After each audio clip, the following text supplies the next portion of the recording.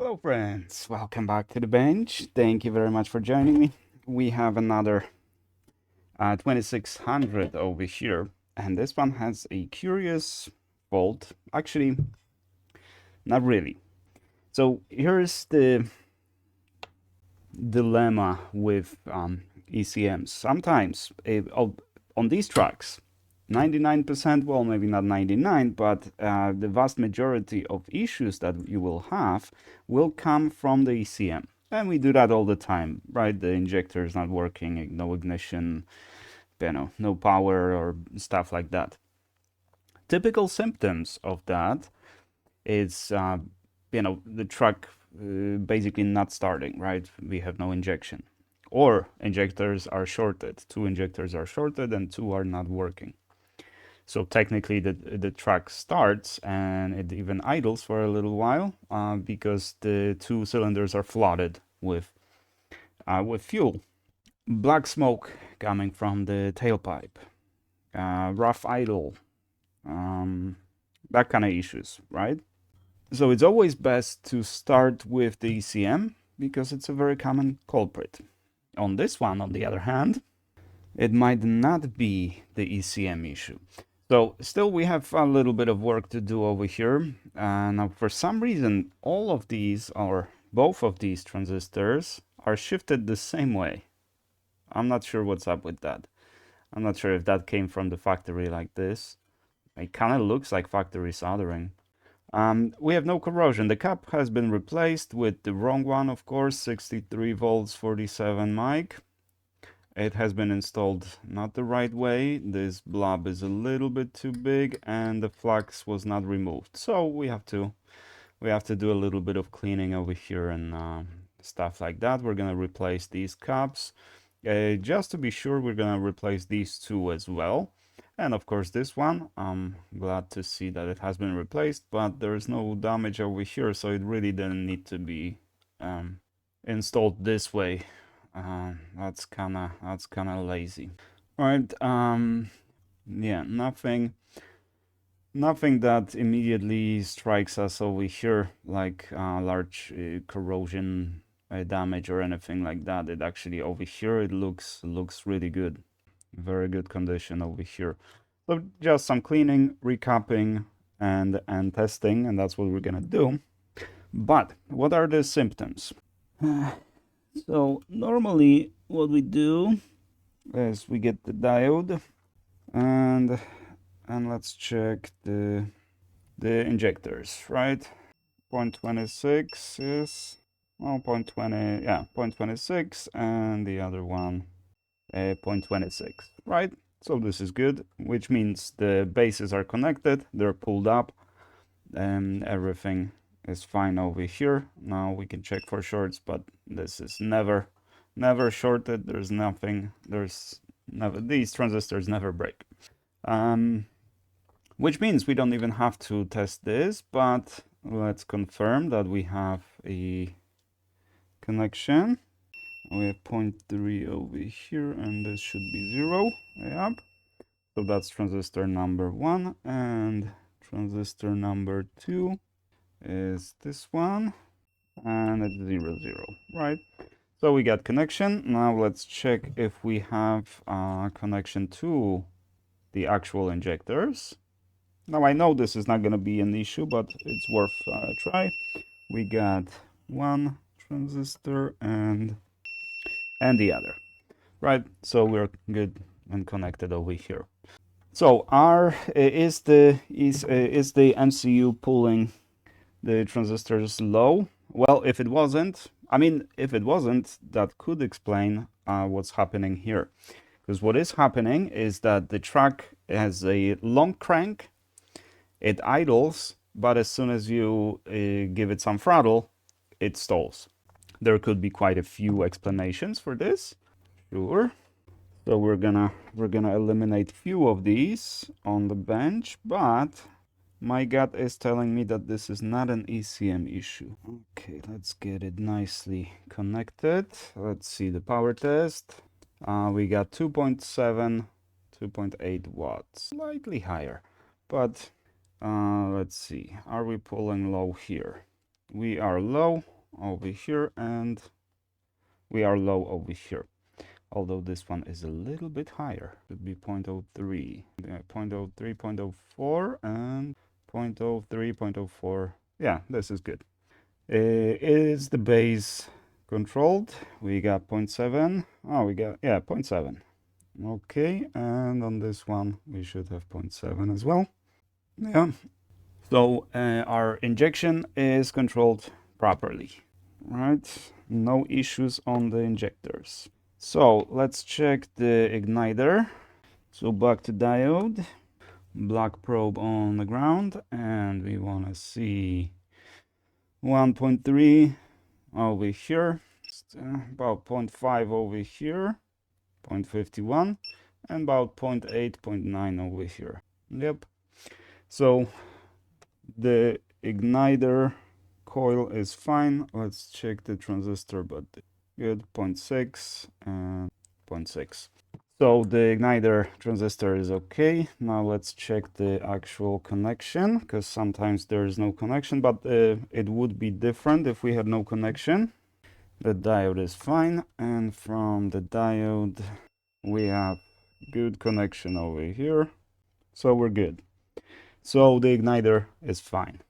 Now the caps and cleaning and all that, this wouldn't explain what's going on here, but we'll see. Once we clean it, send it back, we'll see if there's a difference. But let me check my notes over here. So at first I was thinking that perhaps it's a faulty fuel pump.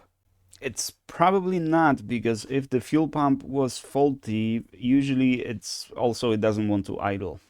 But if the fuel pump is clogged, it allows enough fuel pressure, enough fuel to make it through to the injectors for idling. But as soon as you press the accelerator, it dies because it doesn't have enough fuel. Now, we don't know what's going on in the tailpipe, because that would be useful, because that would tell us if we have not enough fuel or too much fuel. Because the second culprit can be a fuel pressure regulator, and this is kind of common. So what's going on?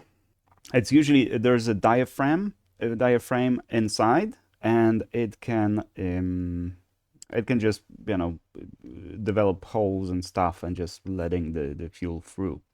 So it essentially leaks directly into the vacuum line.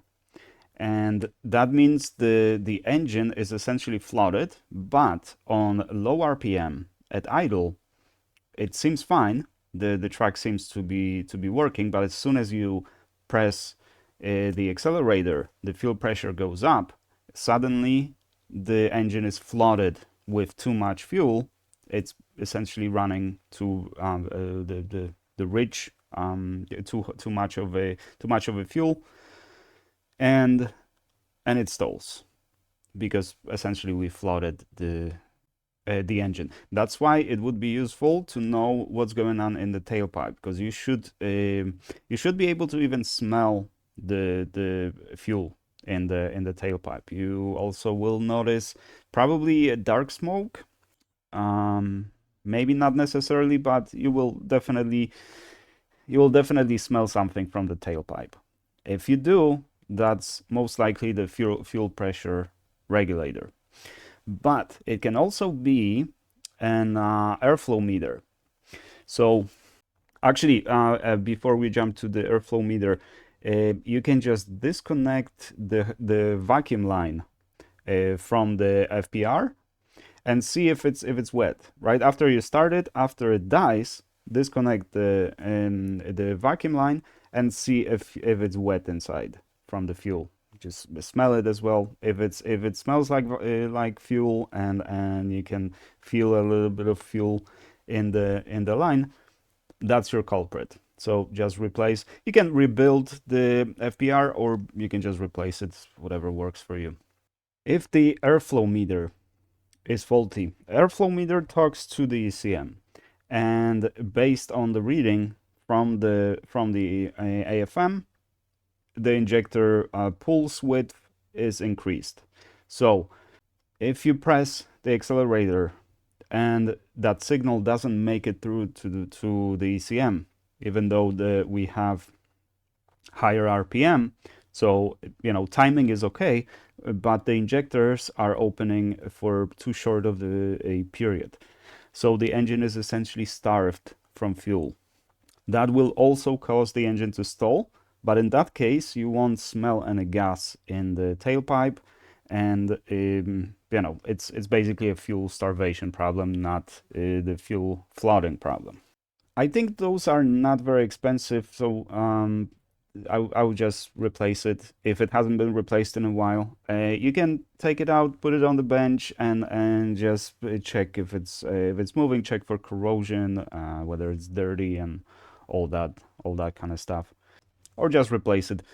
In many cases, I just go for replacement because even if that is not the problem, we replaced one component with the new component, and at least it's not gonna break anytime soon, right?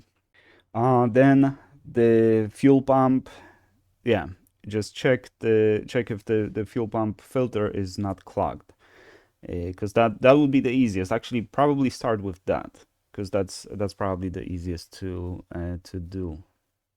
Kind of depends how it's mounted over there, because sometimes it's on Subarus that's actually a hassle, because you have to take off the back seat and remove the entire fuel pump, and the filter is inside there, so it's a lot more hassle. So it kind of depends on the engine build. So whichever one of these is easiest, start with that one. Now, I don't see any problems with the igniter over here, right, on the ECM side. And since the truck is starting after a long crank, the ignition should be fine. However, since the ignition is technically controlled by the distributor, the ECM doesn't really have anything to do if the spark is weak. So now, if the spark is weak, and that is that would be solved by replacing the distributor. But if it's weak, it is possible that at a low vacuum, so on idle, it sparks nicely and it works. That's why it's idling. But as soon as you increase the RPM, increase the load, I said the other way around. There's going to be high vacuum on idle, low vacuum on when we accelerate. In either case, there's a difference, right? So it could have a problem with sparking when we try to put load on it, when we try to accelerate, right? Vacuum reduces. It's blowout essentially, right? So I would say one or more of these four will be the culprit. So we're still gonna rebuild this, right? Clean it, replace everything, seal it, check everything again, just to make sure. But from the looks of it, this is not an ECM problem. If you have problems locating something, or you have questions regarding how to test stuff, feel free to email me. I'll try to guide you through the process. But it's pretty straightforward. And I should have the ECM on its way tomorrow, because I will get to it today. This is 92 Mazda. I will get to it today, but it won't be ready until tomorrow, and I don't really have time to get to it right this second. So I'm not gonna show you the process of cleaning it, because who wants to see that? What's the value in that, right? Alrighty. Hope you guys found this useful. Thank you very much for watching, and I shall see you guys in the next one.